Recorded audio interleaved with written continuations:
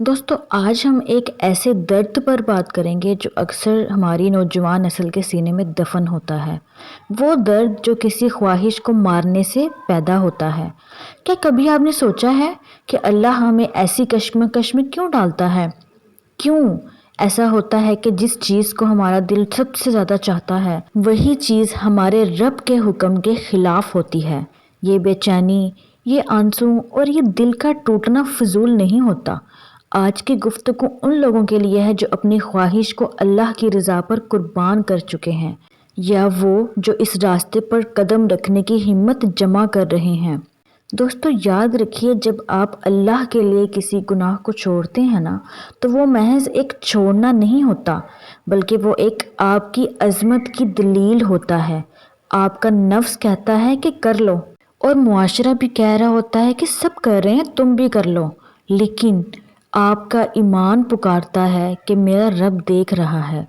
جس لمحے آپ اپنے جذبات کا گلا گھونٹ کر پیچھے ہٹتے ہیں نا، اس لمحے عرش الہی پر آپ کے تذکرے شروع ہو جاتے ہیں۔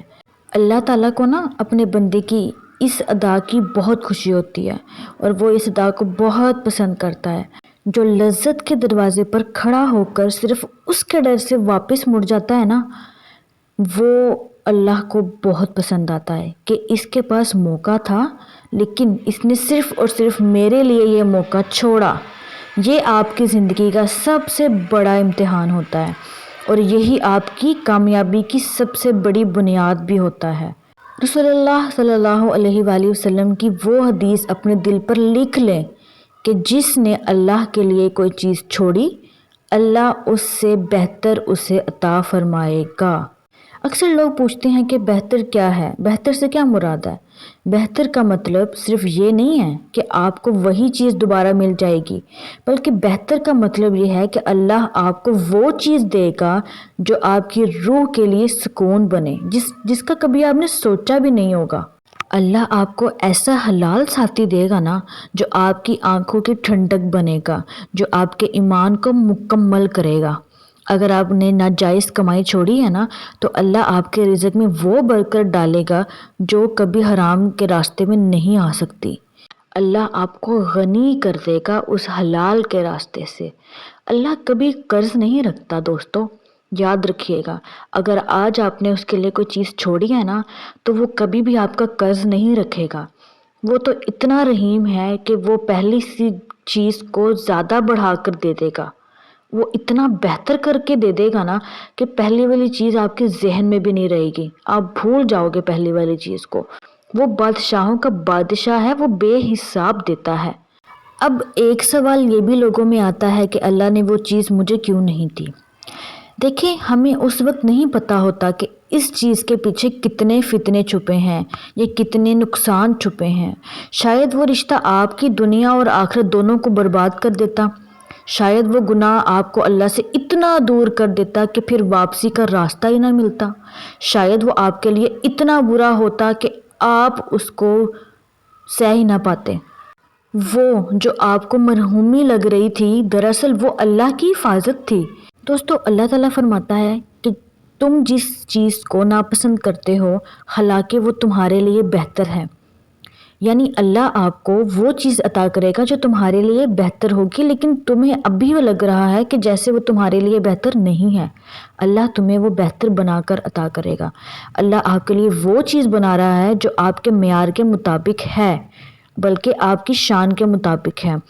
وہ آپ کو اس لیے تڑپا رہا ہے تاکہ آپ کا ظرف بڑا ہو جائے، تاکہ جب وہ آپ کو بہتر چیز ملے تو آپ اس کی قدر کریں۔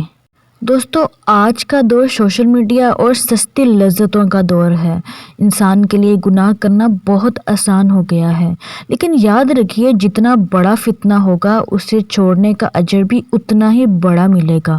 اگر آج آپ اپنے موبائل کی اسکرین پر کسی حرام منظر سے نظر ہٹا لیتے ہیں، یا کسی ڈی ایم کا جواب صرف اس لیے نہیں دیتے کہ اللہ ناراض ہوگا، تو آپ عام انسان نہیں رہے۔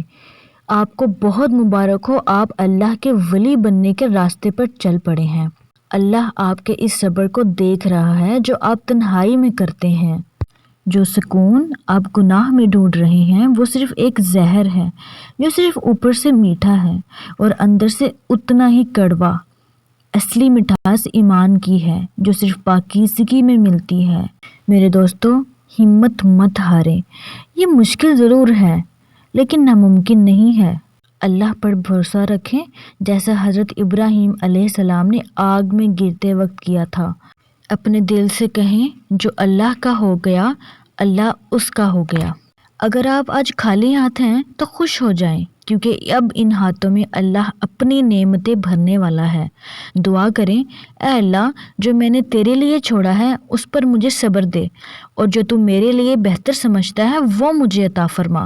یقین رکھیں آپ کا کل آپ کے آج سے بہت زیادہ خوبصورت ہونے والا ہے کیونکہ اللہ اپنے بندے کو کبھی تنہا نہیں چھوڑتا۔